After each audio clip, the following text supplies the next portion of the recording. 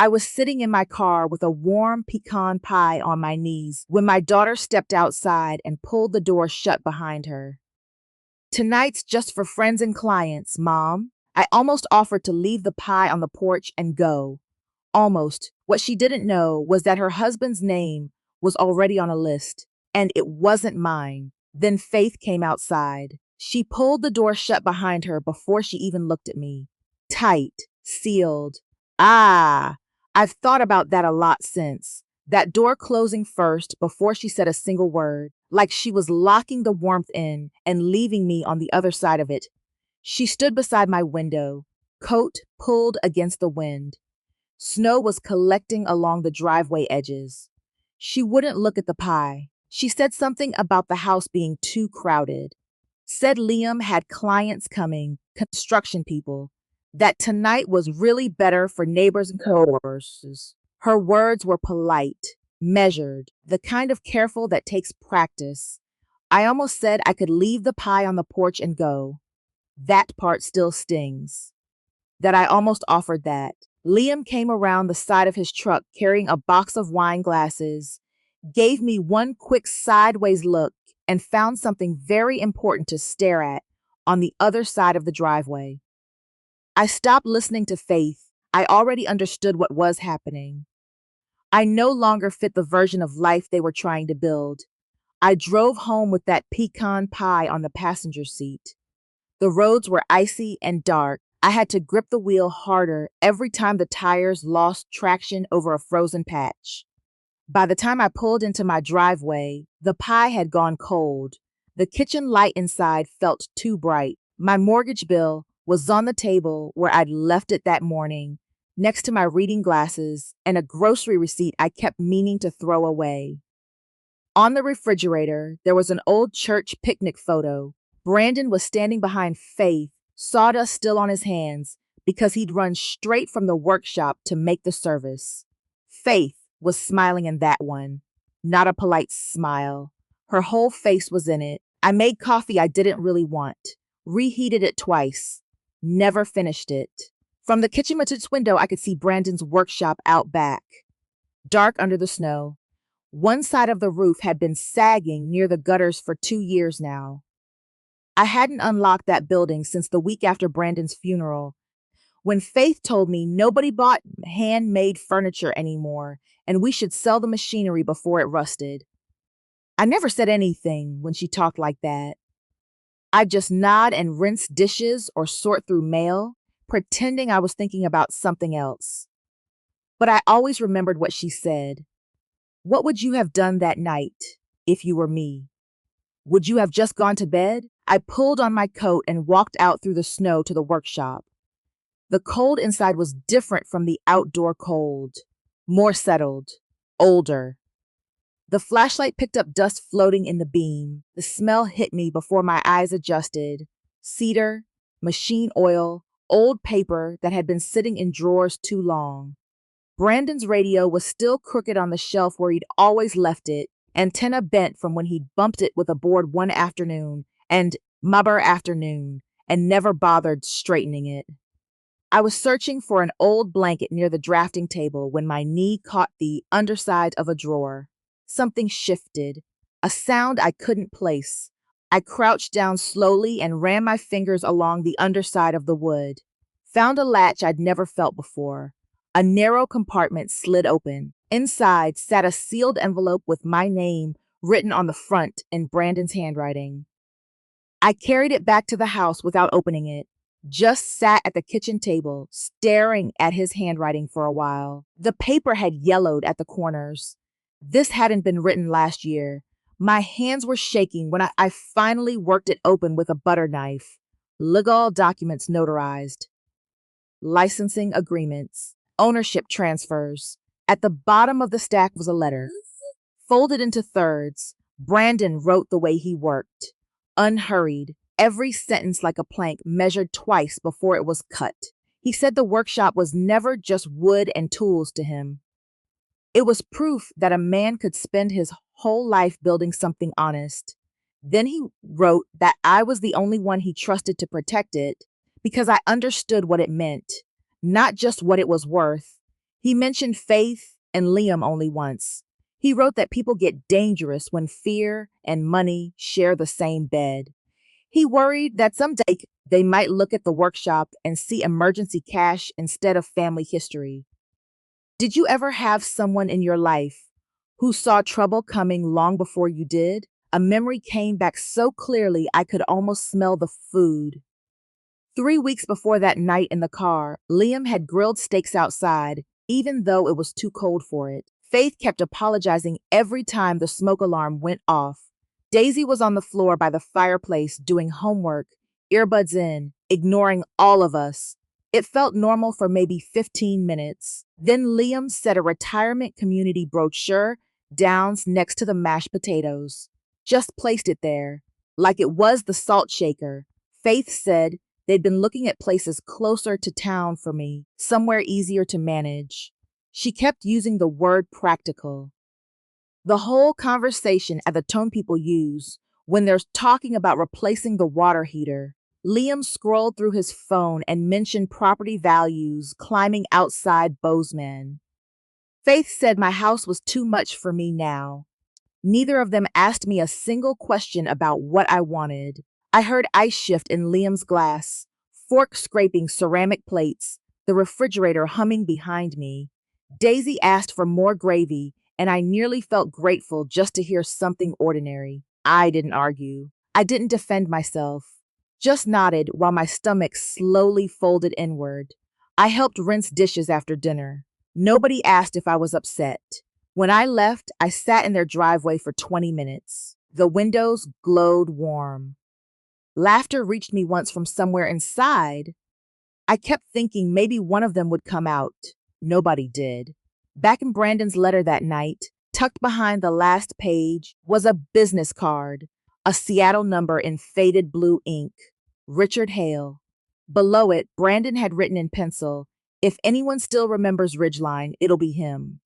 Ridgeline had been Brandon's unfinished collection. He used to sketch the designs late at night at the drafting table, one lamp going, old country music low on the radio.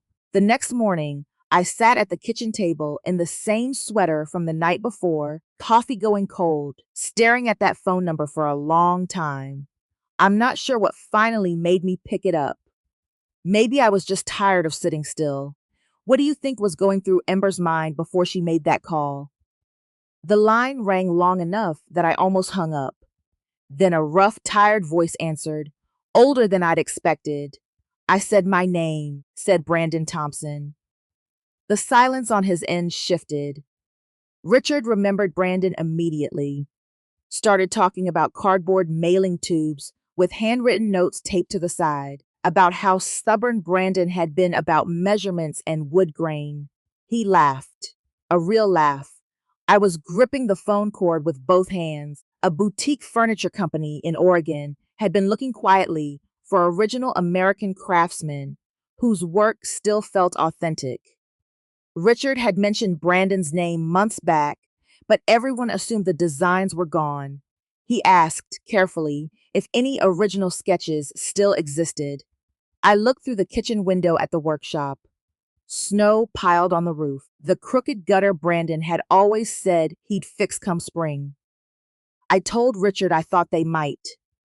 That afternoon, I unlocked the workshop and started cleaning, not because I had a plan. I just needed to move. I swept sawdust into uneven piles, found Brandon's drafting pencils in a coffee tin by the bandsaw. One still had teeth marks near the eraser from when he used to sketch late and chew on it without noticing. The heater coughed and rattled for a long time before any real warmth pushed through. For the first time in 3 years, that building didn't feel dead. It felt like it had simply been waiting. 3 days later, Faith showed up at my front door with chicken noodle soup and a bakery box tied with string. I should have known right then. She'd always brought things when she needed something hard. Muffins after arguments, gift baskets after missed holidays. She kissed my cheek and started talking before her coat was even off. Liam joined by video call, blinds shut behind him at 2 in the afternoon. Property documents spread across my kitchen table. sale estimates, land assessments. Faith kept saying things like simplifying your future and protecting your finances. Then Liam slipped and said something about refinancing delays, and Faith shot him a look that could have taken paint off a wall. What do you think she was really trying to hide in that moment? Their expensive new house, his struggling construction projects, the constant renovations she posted about online. They weren't planning my future. They were trying to stabilize their own. I almost felt sorry for her. Almost. I told them I needed more time. The silence that followed felt colder than the weather outside. That evening, I drove in downtown to see Martin Hale, whose name appeared beside Brandon's documents. His office was above an insurance building on Main Street. Waiting room smelled like old carpet and burnt coffee. Martin wore suspenders and reading glasses that kept sliding down his nose. He barely made it through the second page before he set the papers down and asked quietly if Faith knew these documents existed. I told him no. Brandon had created a living trust years before he died. Everything connected to the workshop, the designs, the licensing rights, all of it had been transferred directly to me. There was even a clause protecting it from being liquidated under financial pressure or coercion. Brandon knew. He'd seen possibility years before I did. Martin told me gently not to sign anything until we'd reviewed every detail. Then he mentioned Richard had already been in contact with him about exhibition contracts.